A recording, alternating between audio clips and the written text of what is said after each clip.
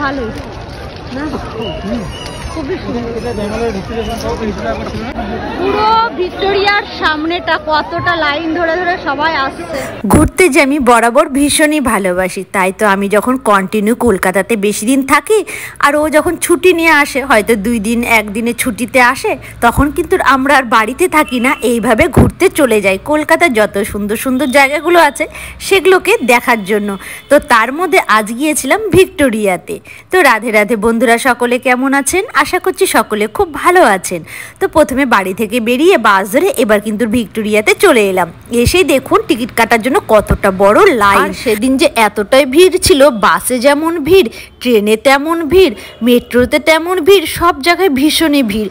যাই হোক, ও তো টিকিটটা কেটে নিয়ে চলে এলো। এবার কিন্তু ভেতরে ঢোকার জন্য আমরা লাইন দিয়েছি। আর দেখুন কতটা লাইন দাঁড়িয়েছি, কত পেছনে আমরা। আর টিকিটের মূল্য ছিল মাত্র 50 টাকা। আসলে আমরা ভিক্টোরিয়ার ভিতর একটু মাঠ করেছিলাম জন্য 50 টাকা পড়েছে। আর যদি আমরা শুধু মাঠ করতাম তাহলে 20 টাকা লাগতো, আর অনলি ভিক্টোরিয়া করলে 30 টাকা লাগতো। যেহেতু আমরা দুটোই দেখবো এত দূর থেকে আর এতদিন পরে, আর সব থেকে বড় কথা প্রথম গিয়েছি, তো ভিক্টোরিয়ার ভেতরটা না দেখলে হয় নাকি, তার জন্যই আমরা পুরো টিকিটটাই কেটেছি। টিকিটের মূল্যটাও বেশি ছিল না, একদমই কম ছিল, ওই জন্য আমরা 50 টাকা দিয়ে কিন্তু ভেতর আর বাইরে দুটোটাই কেটে নিয়েছি। এবার দেখুন আস্তে আস্তে আমরা আগিয়ে চলে এসেছি কিন্তু ভেতরে ঢোকার জন্য। যাক, এবার ফাইনালি কিন্তু আমরা ভেতরে ঢুকে গেছি। এই যে পুরোটাই দেখছিলাম, আশেপাশে চারিদিকে সবটাই ভীষণই বড় আর ভীষণই সুন্দর, আর বেশ সাজানো গুছানো। কিন্তু আসলে আমি প্রথমবার গিয়েছি তো ওই জন্যই আমি যেটা দেখেছি সেটাই বলেছি। বেশ ভালো লাগছিল, আর ভিক্টোরিয়াটা এত সুন্দর লাগছিল। এইভাবে ঘুরতে না বেশ ভালো লাগে, জানেন তো। আমরা আসলে এক সময় এত ঘুরেছি, এই 3-4 বছর নাগাদ আমরা আর কোথাও যেতে পারি না, একদম যেন বাড়িবন্দি হয়ে গেছি। যারা ঘুরতে ভালোবাসে তারা যখন ফট করে বাড়িতে রয়ে যায় তাদের কিন্তু খুব প্রবলেম হয়। যেমন আমাদের প্রথম ভীষণই প্রবলেম হতো, কারণ আমরা প্রত্যেক বছর ট্যুর করতাম। আর দেখুন ভিক্টোরিয়ার ভিতরে ঢোকার জন্য কত বড় লাইন, কতটা লাইন কেটে কেটে আমাদেরকে ভেতরে কিন্তু এবার ঢুকতে হচ্ছে। আর ভেতরটাও ভীষণই সুন্দর। আমি এখন ভাবছি আমার ছেলেকে নিয়ে ওখানে কেন গেলাম না, কারণ বাচ্চাদের খুবই দরকার এগুলো সামনাসামনি থেকে দেখার। কারণ এত সুন্দর সুন্দর ঐতিহাসিক জিনিসগুলো সত্যি বাচ্চাদের বড়দেরও সবারই দেখার খুবই দরকার। আর এত ভালো লাগছিল। যাই হোক, তখন নিয়ে যেতে পারিনি, তখন ওর ক্লাস ছিল, ওরও চাপ ছিল। কিন্তু পরে এক সময় ওকে ঠিক নিয়ে যাব, বা ও গিয়ে ঠিক দেখে আসবে।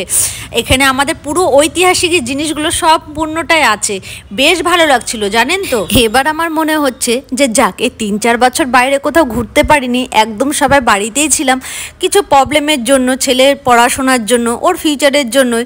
তো এবার কিন্তু আমরা বেশ ঘুরছি।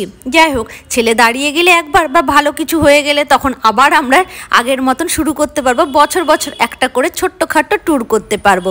যেমন অনেক জায়গায় গিয়েছি, তবে কলকাতাটা কিন্তু ভালোভাবে ঘোরা হয়নি। বাড়ির কাছে থাকতেও দেখুন দূরে দূরে ঘোরা হয়েছে, কিন্তু ওই যে কথায় আছে না, কাছের মানুষই ট্রেন ফেল করে, সেই দশা হয়েছে। আসলে কলকাতায় তো অনেকবারই আসা হয়েছে, কিন্তু কি ক্ষেত্রে বলুন তো, কাজের ক্ষেত্রে। হয়তো বাইরে কোথাও ঘুরতে গিয়েছি, স্টেশনে এসেছি বা এয়ারপোর্টে গিয়েছি, এই ওলা বুক করে ট্যাক্সি করে স্টেশনে যাওয়া হয়েছে আর এয়ারপোর্টেই যাওয়া হয়েছে, ব্যাস এতটুকুই। আর হ্যাঁ, ঘুরেনি তা না, ঘুরেছি, তবে ওই ছোট্টবেলায় বাবার মার সাথে এসে কলকাতাটা হালকা মতো ঘুরেছি, অতটাও ঘুরতে পারিনি ওদের সাথে। সেই ছোট্টবেলায় মনেও নেই, শুধু মনে আছে আমি পাতাল রেলে চড়েছিলাম বাবার সাথে, তারপরে গঙ্গাঘাটে গিয়েছিলাম, এই সবই মনে আছে, যেটুকু বাবা পেরেছে ঘুরিয়েছি। আর এখন যেমন নিজে এসে সব জায়গাগুলোকে ঘুরছি, বা আমি ছেলে সব জায়গায় ঘুরি, বেশ ভালো লাগে এরকম বছরে একটা করে ফ্যামিলি ট্যুর করতে, আমার তো বেশ ভালো লাগে। যাই হোক, কয়েক বছর ধরে বন্ধ হয়ে আছে আমাদের, তো পরে আবার দেখব, এরপরে যদি হয় অবশ্যই আবার ঘোরা শুরু করব, কারণ বছরে একবার করে ট্যুর না দিলে না একদমই ভালো লাগে না, বাড়িতে সারা বছর থাকতে বেশ বোরিং লাগে। আর এখানে সমস্ত জিনিসগুলো কিন্তু আমি একটা করে দেখছিলাম আর ক্যামেরাতে ক্যাপচার করছিলাম, যে স্মৃতি হিসাবে রয়ে যাবে। আমাদের তো গ্যালারি ভরে গেলেই সব ডিলিট করে দিই, তবে ভিডিও করে ছেড়ে দিলে হয় ফেসবুক, নাহলে ইউটিউব, কোথাও না কোথাও তো এটা রয়েই যাবে, তাই না? আবার ভবিষ্যতে দেখতে পারবো যে হ্যাঁ এগুলোতে আমরা ঘুরেছি, সবকিছু করেছি। আমরা যখন ঘুরেছিলাম তখন কিন্তু এই স্মার্টফোন বা ফেসবুক এগুলো কিন্তু ছিল না। আমরা ওই যে ক্যামেরাগুলো নিয়েই ঘুরতাম আর ওগুলোতেই ফটো তুলে রিল, মানে বাড়িতে এসে তারপরে যে ইয়েতে দিয়ে ফটো স্টুডিওতে দিয়ে রিল করে সেগুলোকে বের করা হতো ফটোগুলো। তো এখন কিন্তু অনেকটাই সুবিধে হয়েছে এই ফোন হওয়াতে, ফেসবুক হওয়াতে বেশ সুবিধে হয়েছে যে ফোন এখন যে যেখানে যায় ফটো তুলে আবার ভিডিও করা, এই সব স্মৃতিগুলোকে ক্যাপচার করে সেগুলোকে সুন্দর করে ফেসবুকে আপলোড করা বা ইউটিউবে আপলোড করা, সারা জীবনের স্মৃতি করে রাখা। আর আমরা যখন ঘুরতাম তখন ওই তো ফটো তুলেই আমরা ওই সব রেখে দিয়েছি। যাই হোক, ভেতরটা কিন্তু খুব সুন্দর করে দেখলাম, প্রত্যেকটা জিনিস আমি জানেন তো ওখানে দাঁড়িয়ে দাঁড়িয়ে দেখছিলাম আর ক্যামেরা বন্দি করছিলাম। আমার তো বেশ ভালো লাগছিল। এবার আমরা বেরিয়ে গেলাম বাইরের দিকে, মানে পেছনের গেট দিয়ে, সামনের গেট দিয়ে ঢুকে এই যে পেছনের গেট দিয়ে বেরিয়ে গেলাম। এবার পুরো মাঠ টাটগুলো আমরা ঘুরছিলাম।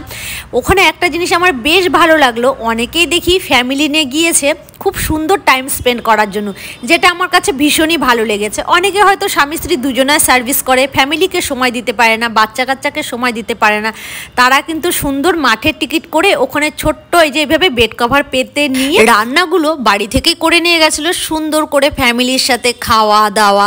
তারপরে এই যে ক্রিকেট খেলা, ব্যাডমিন্টন খেলা, র্যাকেট খেলা, মানে বেশ ভালো লাগছিল। সবাই খুব সুন্দর করে ফ্যামিলিকে টাইম দিচ্ছিল।